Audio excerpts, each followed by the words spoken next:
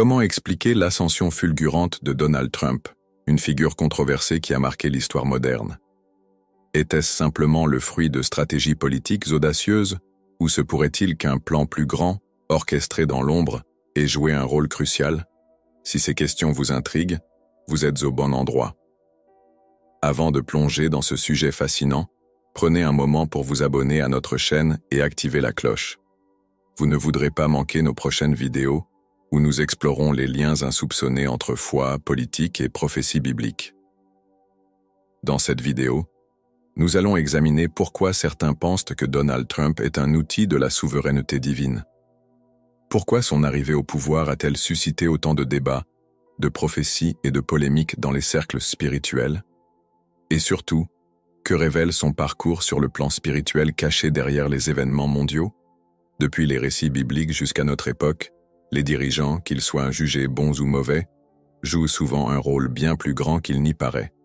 À travers l'histoire de figures comme Saül et l'analyse du mandat de Trump, nous allons explorer ce que cela signifie pour notre époque et pour l'avenir.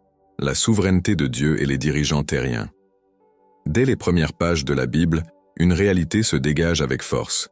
Dieu est le maître absolu de l'univers. Cette souveraineté s'étend à tous les aspects de la création, y compris le pouvoir des dirigeants terrestres. De la montée au trône de Saül à l'ascension de dirigeants modernes, chaque événement politique est guidé par une volonté divine qui dépasse notre compréhension.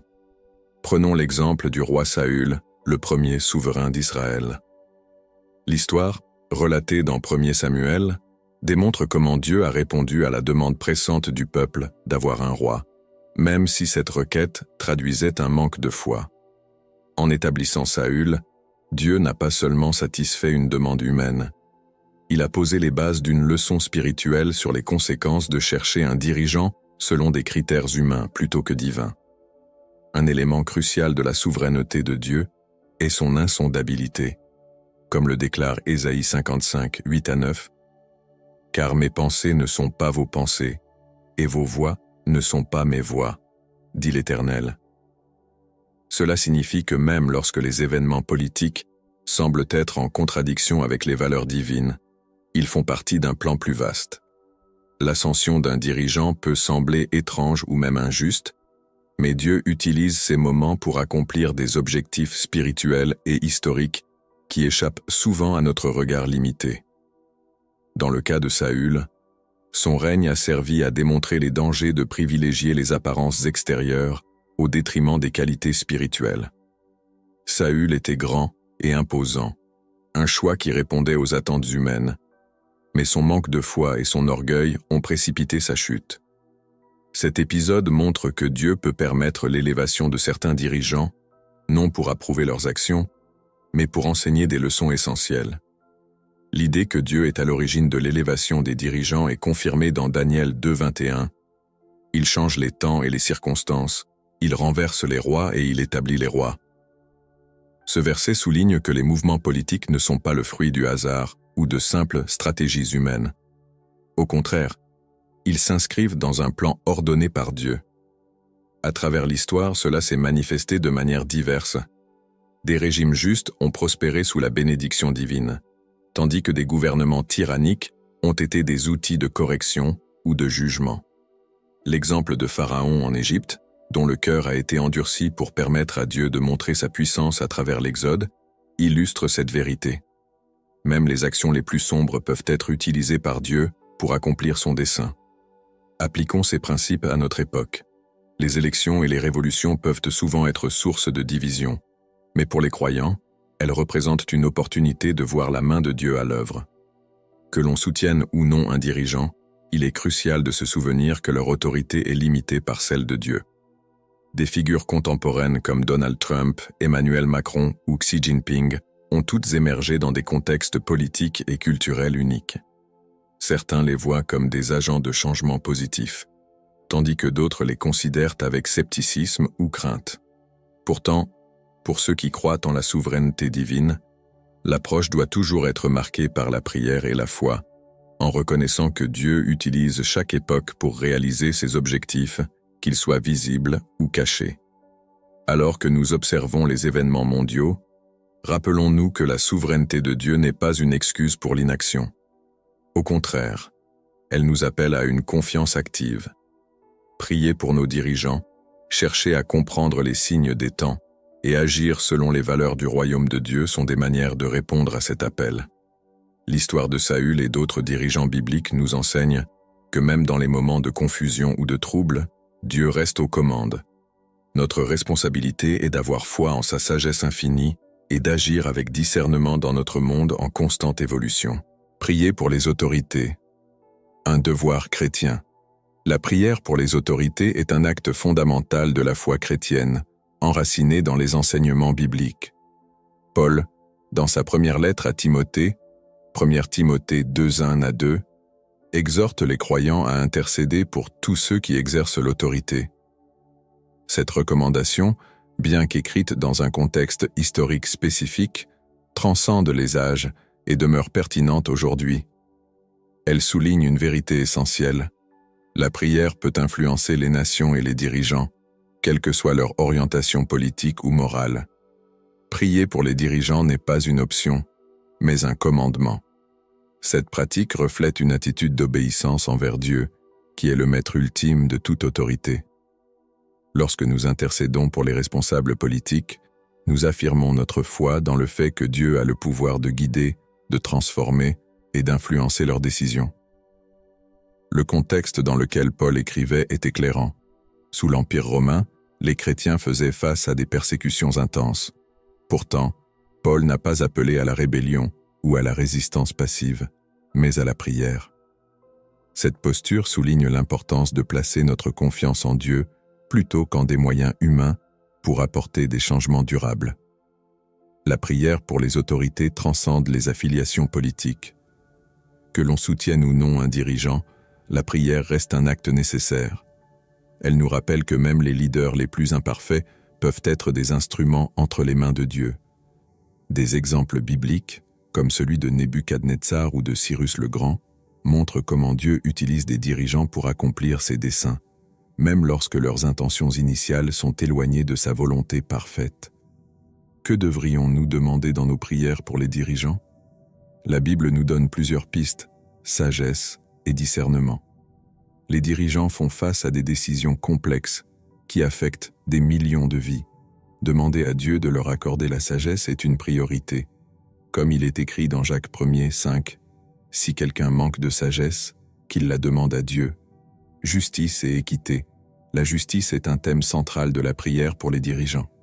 Prier pour qu'ils protègent les plus vulnérables et gouvernent avec équité reflète le caractère de Dieu qui défend la cause des opprimés. Paix et stabilité. La prière pour des conditions de paix est une priorité biblique. Paul souligne que la prière pour les dirigeants vise à permettre à chacun de vivre une vie paisible et tranquille, marquée par la piété et le respect, salvation et transformation. Enfin, la prière pour le salut des dirigeants est essentielle. En reconnaissant leur humanité et leurs besoins de rédemption, nous leur souhaitons le bien ultime, une relation authentique avec Dieu. Dans notre époque, marquée par des divisions politiques et sociales profondes, prier pour les dirigeants peut sembler déconnecté ou inefficace. Pourtant, c'est précisément dans ces moments de crise que la prière devient une arme spirituelle puissante.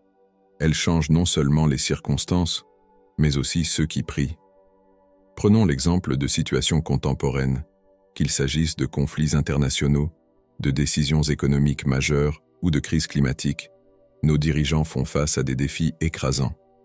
En tant que croyants, notre rôle est de les soutenir par la prière, en reconnaissant que même les erreurs peuvent être rachetées par un Dieu souverain. Prier pour les autorités nous rappelle que, malgré leurs imperfections, ils exercent leur pouvoir sous la souveraineté de Dieu.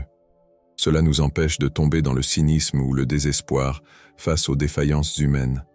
Au contraire, cela nourrit une attitude de gratitude envers un Dieu qui reste à l'œuvre, même dans les circonstances les plus complexes.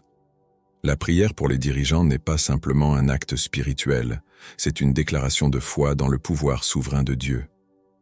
En obéissant à cette exhortation biblique, nous contribuons non seulement au bien-être de nos nations, mais aussi à notre propre transformation spirituelle. Que cette pratique devienne une discipline quotidienne, témoignant de notre confiance dans un Dieu qui dirige les nations et les cœurs. Humilité et responsabilité des dirigeants.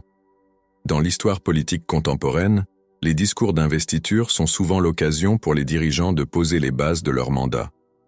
Lors de son investiture, Donald Trump a marqué les esprits en affirmant qu'il avait été sauvé par Dieu pour rendre sa grandeur à l'Amérique.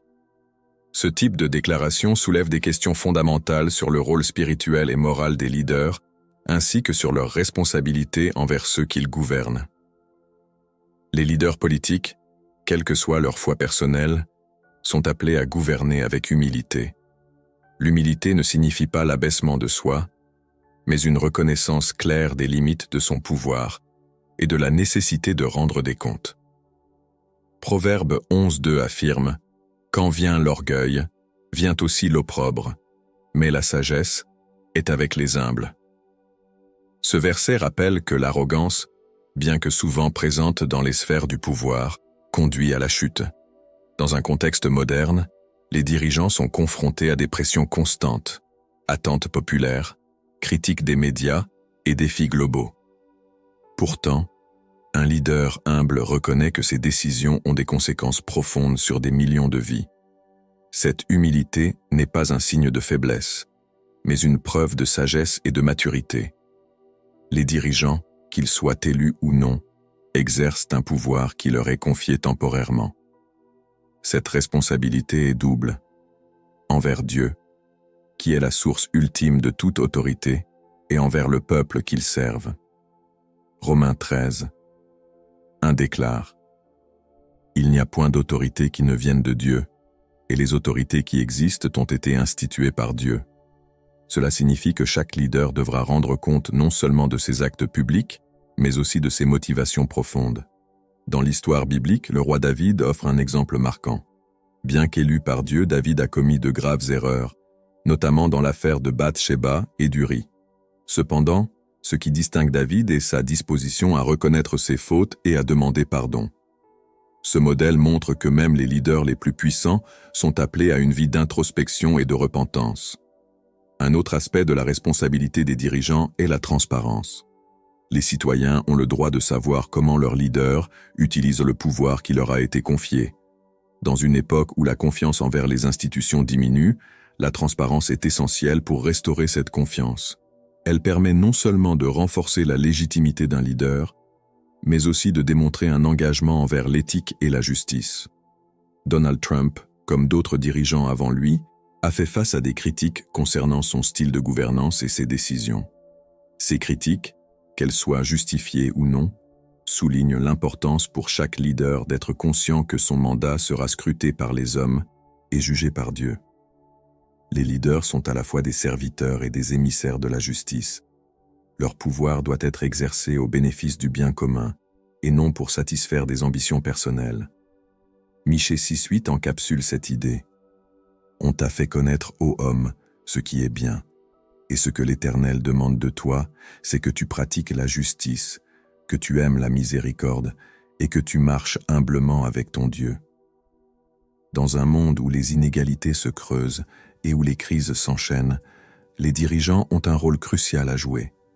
Ils doivent utiliser leur influence pour promouvoir la paix, protéger les vulnérables et construire des sociétés fondées sur la dignité humaine.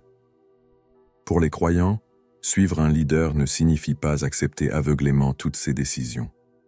Le discernement est essentiel pour évaluer si les actions d'un dirigeant répondent aux principes divins de justice et d'humilité. Lorsque des choix politiques semblent contraires à ces valeurs, il est de la responsabilité des citoyens, en particulier des chrétiens, de s'exprimer avec respect mais fermeté. L'héritage d'un leader ne se mesure pas seulement à ses succès politiques ou économiques, mais à l'impact moral et spirituel qu'il laisse. Les dirigeants qui gouvernent avec humilité, transparence et un sens profond de leurs responsabilités devant Dieu et le peuple établissent un modèle pour les générations futures. Que ce soit dans le cas de Donald Trump ou d'autres figures contemporaines, l'appel reste le même. Exercer le pouvoir avec sagesse, justice et humilité, sous l'œil attentif du Maître suprême de toutes choses. Que vous perceviez Donald Trump comme un catalyseur de changement divin ou comme une figure politique controversée, une chose est claire, Son ascension et son impact soulèvent des questions profondes sur le rôle de la souveraineté divine dans les affaires humaines. Ces événements nous invitent à regarder au-delà des apparences et à chercher la main de Dieu dans les mouvements de l'histoire. Et vous, qu'en pensez-vous? Voyez-vous un plan plus vaste à l'œuvre derrière les événements récents? Laissez votre réflexion dans les commentaires. Votre avis pourrait éclairer d'autres spectateurs. Si cette vidéo vous a interpellé, partagez-la avec vos amis et votre famille. Ensemble, continuons d'explorer ces mystères et d'approfondir notre compréhension. Et n'oubliez pas, abonnez-vous et activez la cloche pour ne rien manquer de nos prochaines vidéos. Rappelez-vous, au milieu de l'incertitude, une vérité demeure. Dieu est souverain, et chaque époque, chaque dirigeant, fait partie de son plan. Merci d'avoir regardé, et à très bientôt pour une nouvelle exploration passionnante.